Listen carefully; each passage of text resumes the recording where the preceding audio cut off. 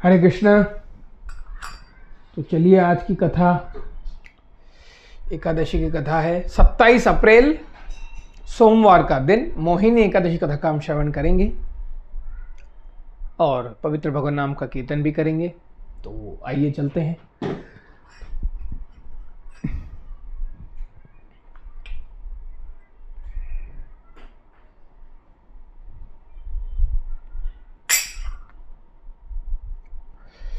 चलिए अब थोड़ा कीर्तन करते हैं, फिर एकादशी कथा का हम श्रवण करेंगे। तो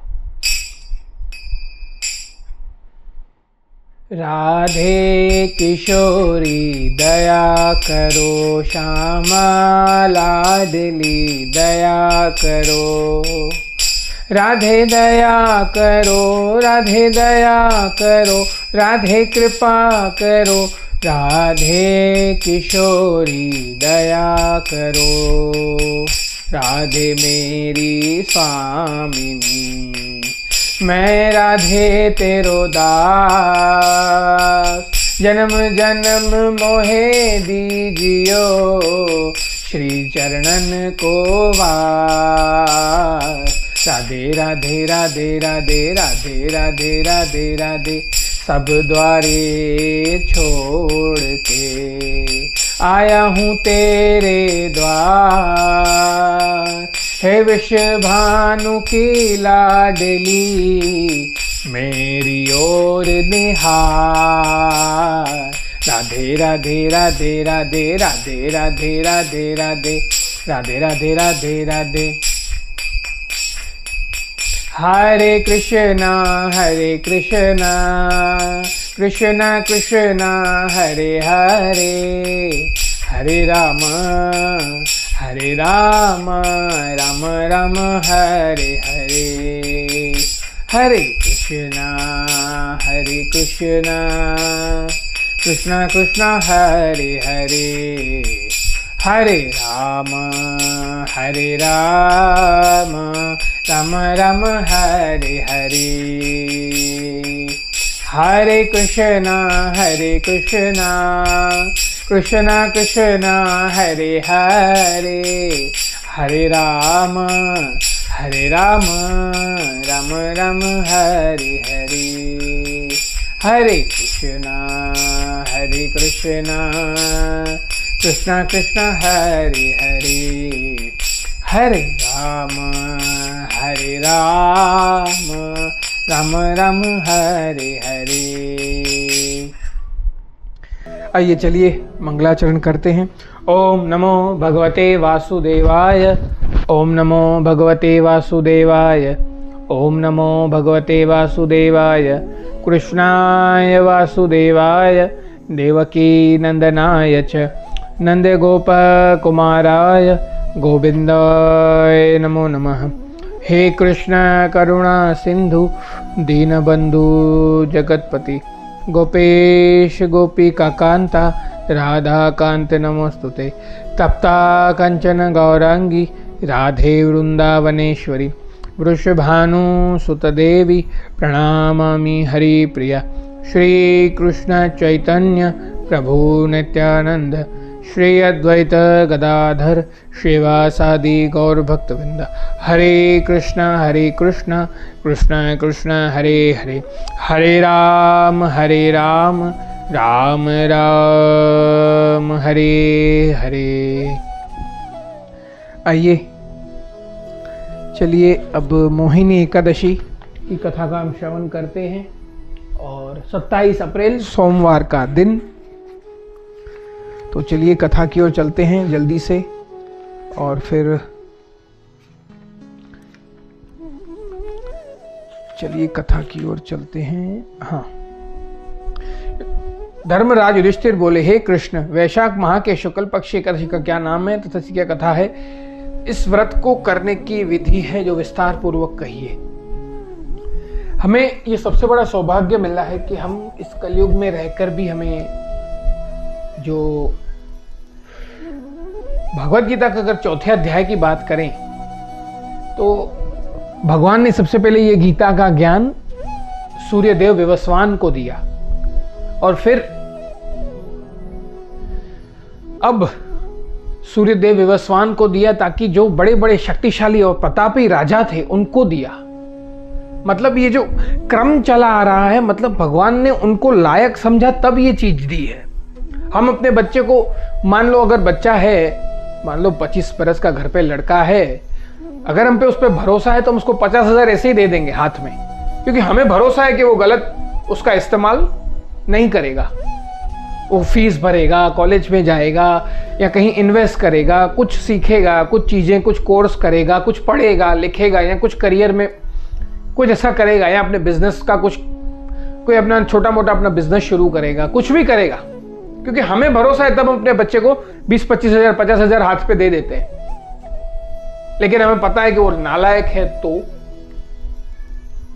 नहीं देंगे हम। पता है वो पाप कर्म में वेस्ट कर देगा, शराब पिएगा, जुआ खेल के आएगा, पूरे पैसे बर्बाद कर देगा। तो भगवान ने जो ये ज्ञान दिया है सूर्यदेव विवस्वान को 12 करोड़ साल पहले, भगवद गीता के 4थे अध्याय में श्रील प्रभुपाद जी महाराज ने विस्तृत से चर्चा की है। तो ये जो ज्ञान दिया है भगवान ने, तो राजाओं को क्रमबद्ध दिया है। तो इसमें से एक महाराज युधिष्ठिर भी थे, राजा अम्बरीश भी ले लो, ऐसे बड़े बड़े राजा थे। महाराज मुचुकुंद, जिन्होंने कालयवन को मारने में भगवान की सेवा की थी। कालयवन ने अहंकारवश उसको उठाया और छल से उसको जला के मार दिया। जब महाराज मुचुकुंद, बड़े से बड़े राजाओं को भगवान ने यह ज्ञान दिया है। तो हमें यह सौभाग्य मिला है कि हमें सदगुरु की कृपा से ये ज्ञान हमें मिला है, ताकि हम भक्तों का संग कर रहे हैं, हम बहुत बड़ी संसार की कीचड़ से निकल पड़े हैं और ऊपर उठने का प्रयास कर रहे हैं। तो चलिए कथा की ओर चलते हैं। भगवान बोले, हे धर्मनंदन, मैं एक कथा कहता हूँ। महर्षि वशिष्ठ जी ने श्री रामचंद्र जी कहा था। श्री राम जी बोले, हे गुरुदेव, आप मुझसे ऐसा व्रत कहिए जिससे पाप और दुख नष्ट हो जाए। अब भगवान राम ने भी गुरु से पूछा है। तद विधि प्रणिपाते न परिप्रश्ने न सेवया उपदक्षते ज्ञानम ज्ञानेन तत्वदर्शिना। अर्जुन, गुरु के पास जा।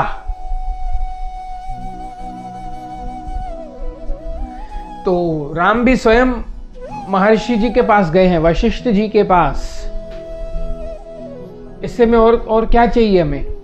स्वयं भगवान राम, कृष्णम वंदे जगत गुरु, कृष्ण को जगत गुरु कहा गया है। लेकिन फिर भी जब कृष्ण राम के अवतार में अवतरित हुए थे पापियों का नाश करने, रावण का नाश करने के लिए, तब भी वो गुरु के पास गए।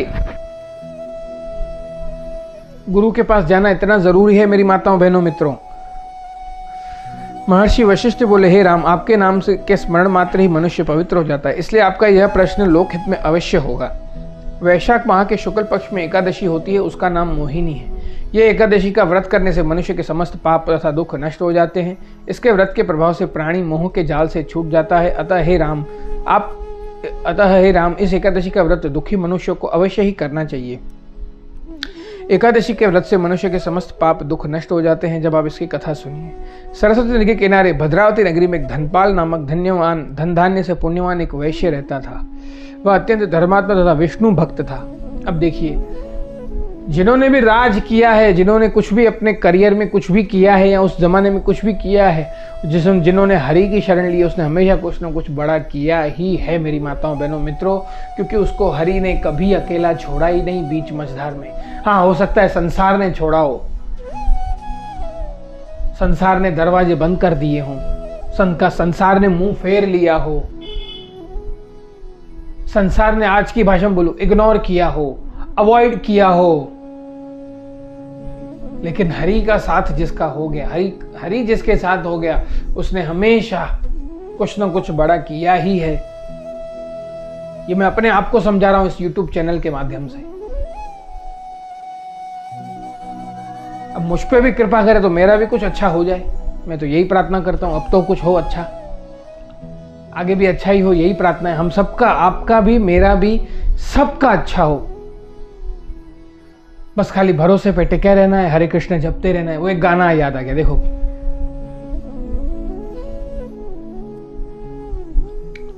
गाना याद आ गया, देखो। दिन महीने साल गुजरते जाएंगे, हम प्यार में जीते प्यार में मरते जाएंगे। बस ठाकुर तू जाने, तेरा काम जाने, मेरा तू ही सब संभालेगा आगे। हम तो बस बचते रहेंगे। या दूसरा गाना आ गया, मेरे प्यार की उम्र हो इतनी सनम, तेरे नाम से शुरू तेरे नाम पे खत्म, सब आ गया उसमें। इसलिए हम प्यार में जिएंगे, प्यार में ही मरेंगे तेरे ठाकुर।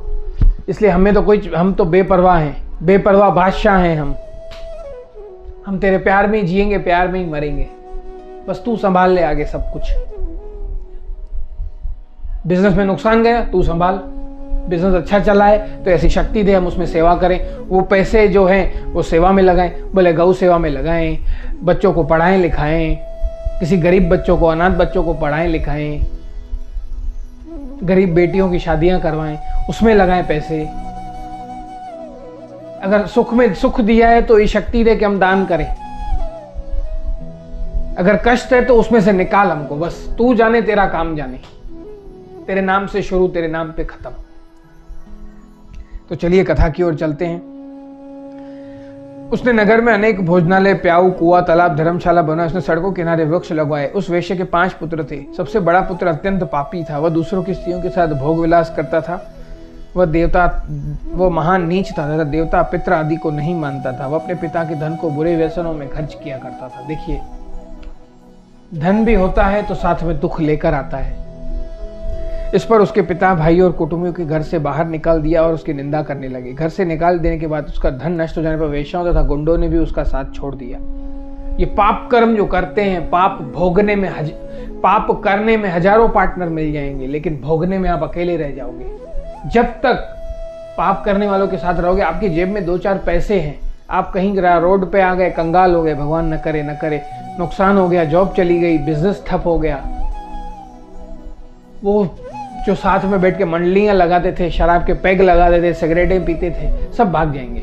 बोलेंगे तो लुक्खा हो गया, अब कंगाल हो गया, ये कोई पूछने नहीं आएगा। तो ऐसे ही इसके साथ भी हुआ है।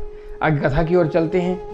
वह भूख प्यास से दुखी रहने लगा। वह चोरी करने का विचार, रात्रि में चोरी करने लगा। वह एक दिन पकड़ा गया। राजा ने उसे कारागार में बंद कर दिया। कारागार में राजा ने उसको बहुत दुख दिए। उसे नगर छोड़ने का अंत में वह दुखी होकर नगरी को छोड़ के जंगल में रहने लगा।